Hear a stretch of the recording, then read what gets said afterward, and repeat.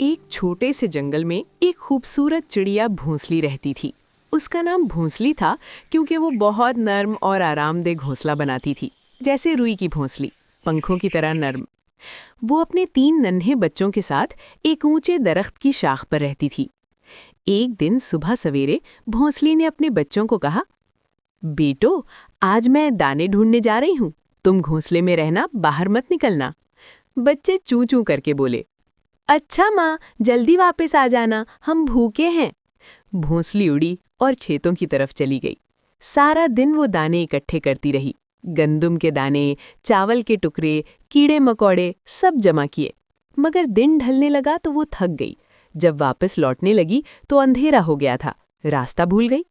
जंगल घना था, चांद की रोशनी भी कम थी। भोंसली एक शाख पर बैठ गई और उदास होकर सोचने लगी, अबे अल्लाह, मेरे बच्चे भूखे होंगे, अंधेरे में घर कैसे जाऊं? पास ही खूबसूरत फूलों पर एक जुगनू चमक रहा था। उसकी रोशनी से फूल चमक रहे थे। भोंसली ने सोचा, ये तो खाने लायक है। वो जुगनू की तरफ लपकी।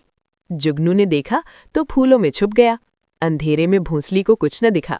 जुगनू ने आहिस्ता से कहा, चिड़िया भोंसली, तुम मुझे क्यों खाना चाहती हो? मैं तो दूसरों की मदद करता हूँ, रोशनी देता हूँ। भोंसली रोते हुए बोली, भाई जुगनू, मुझे बहुत भूख लगी है। मेरे नन्हे बच्चे घोंसले में भूखे इंतजार कर रहे हैं। मैं खाना ढूंढते ढूंढते बहुत दूर आ गई हूँ, अब अंधेरे में घर भी नहीं जा सकती।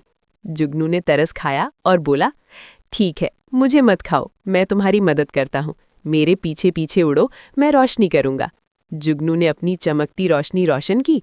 भोंसली उसके पीछे उड़ने लगी। जुगनू उसे एक बड़े गंदम के खेत में ले गया। वहां बहुत से दाने बिखरे पड़े थे। भोंसली ने पेट भर कर खाया और चोंच में बहुत से दाने भर लिए अपने बच्चों के लिए।